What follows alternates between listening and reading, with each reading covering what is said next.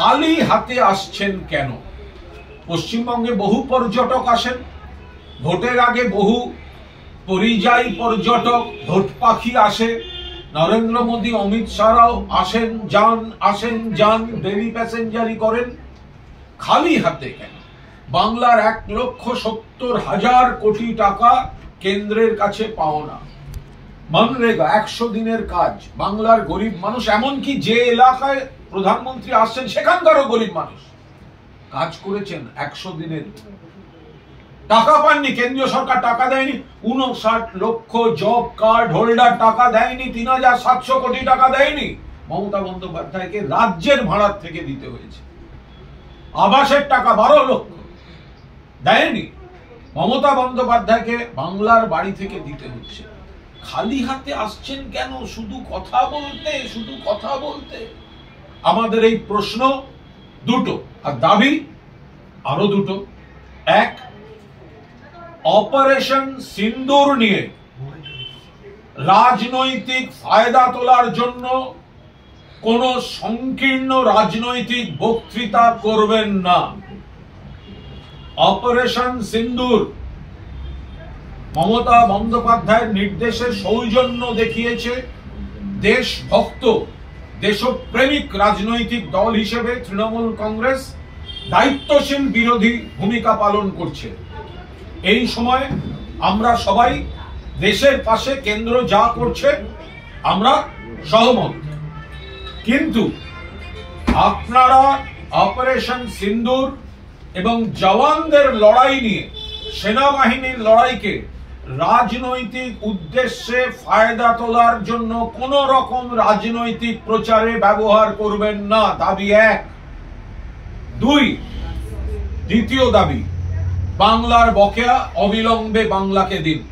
বাংলায় আসবেন, বাংলার সরকারকে কুৎসা করবেন, বাংলার বিরুদ্ধে মিথ্যাচার করবেন, সস্তা রাজনৈতিক প্রচার করবেন, আর বাংলা থেকে তুলে নিয়ে যাওয়া করের টাকার ভাগ বাংলাকে দেবেন না, বাংলার প্রাপ্য বাংলাকে দেবেন না, 1,70,000 কোটি টাকা বাংলাকে দেবেন না, মনরেগার টাকা বাংলাকে দেবেন না, 100 দিনের টাকা বাংলাকে দেবেন না, আবাসের টাকা বাংলাকে দেবেন না, হতে পারে না। শব্দের জাগলারি নয়, বাংলার বকেয়া টাকা বাংলাকে দিন। অর্থাৎ দুটি প্রশ্ন এবং দুটি দাবি আমরা খুব স্পষ্টভাবে প্রধানমন্ত্রী আসার আগে আমরা এটা সর্বসমক্ষে পেশ করলাম। দ্বিতীয়ত, যদি আমরা সামান্য বিস্তারিততে যাই, এই যে টাইমিং, এটা বিজেপি, এই প্রধানমন্ত্রী করছেন কেন? আজ সন্ত্রাসবাদের বিরুদ্ধে লড়াই চলছে, আতঙ্কবাদের বিরুদ্ধে লড়াই চলছে। প্রধানমন্ত্রী তো আজ পর্যন্ত মণিপুর 2 বছরের বেশি সময় জ্বলছে, সেখানে গেলেন না। প্রধানমন্ত্রী তো আজ পর্যন্ত পহেলগাঁওয়ের ওখানে আর যে সমস্ত গ্রামগুলো সব বিধ্বস্ত সেখানে গেলেন না। ওখানেও তো মমতা বন্দ্যোপাধ্যায়ের প্রতিনিধি দল গেছে। তিনি বাংলায় আসছেন এবং আসার আগে পোস্ট করে কুৎসা করেছেন। তো আমাদের প্রশ্ন, যে সময়টা অগ্রাধিকার দেওয়া হচ্ছে আতঙ্ক বিরোধী, এই আতঙ্কবাদ বিরোধী, জঙ্গি বিরোধী, সন্ত্রাস বিরোধী যে লড়াইটা চলছে ভারতে, আমরা তাতে অগ্রাধিকার দিচ্ছি। মমতা ব্যানার্জি তাতে অগ্রাধিকার দিচ্ছেন, অভিষেক ব্যানার্জি তাতে অগ্রাধিকার দিচ্ছেন।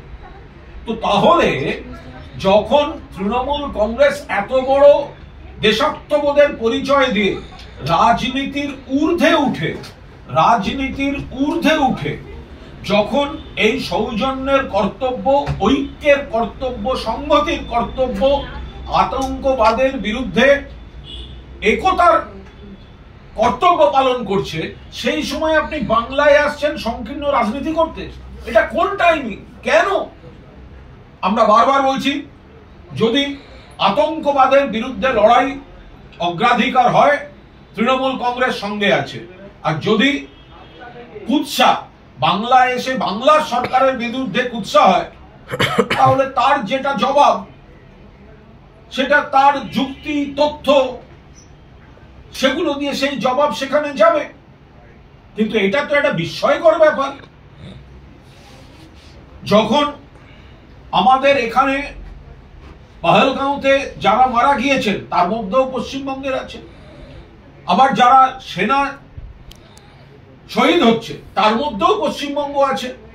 পশ্চিমবঙ্গের মুখ্যমন্ত্রী মমতা বন্দ্যোপাধ্যায়, তৃণমূল কংগ্রেসের দলনেত্রী মমতা বন্দ্যোপাধ্যায় বলছেন এই প্রশ্নে আমরা কেন্দ্রের পাশে আছি, এই প্রশ্নে আমরা সেনার পাশে আছি, এই প্রশ্নে আমরা শহীদ তর্পণ করব একসঙ্গে, রাজনৈতিক ভেদাভেদ থাকবে না।